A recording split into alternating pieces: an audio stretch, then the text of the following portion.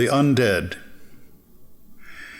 Even as children, they were late sleepers, preferring their dreams, even when quick with monsters, to the world with all its breakable toys, its compacts with the dying.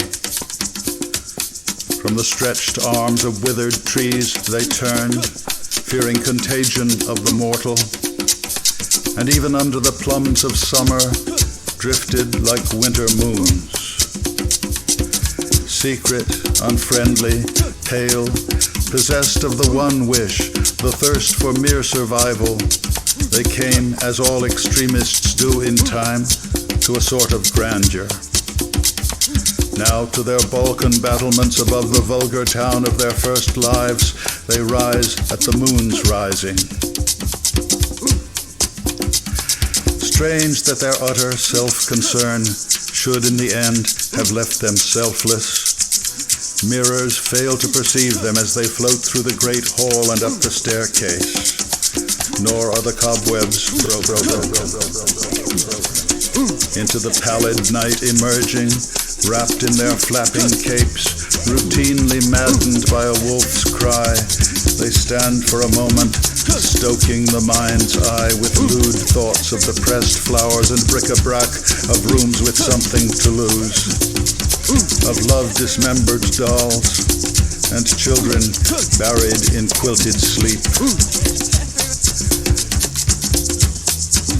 Then they are off in a negative frenzy, their black shapes cropped into sudden bats that swarm, burst, and are gone.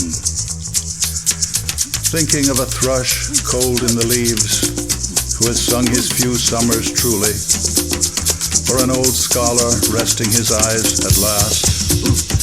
We cannot be much impressed with vampires, colorful though they are. Nevertheless, their pain is real and requires our pity.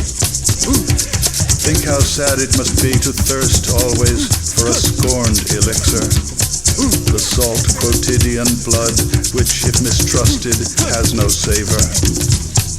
To prey on life forever and not possess it, as rock hollows, tide after tide, glassily strand the sea. The undead. It requires our pity.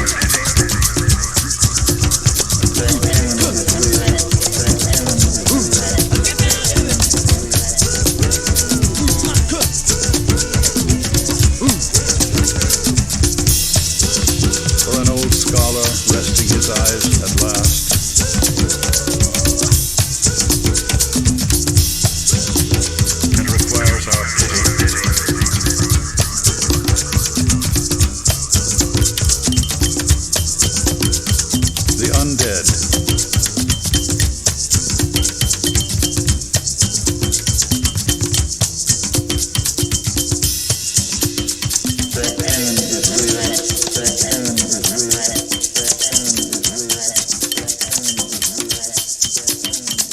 The undead, or an old scholar resting his eyes at last.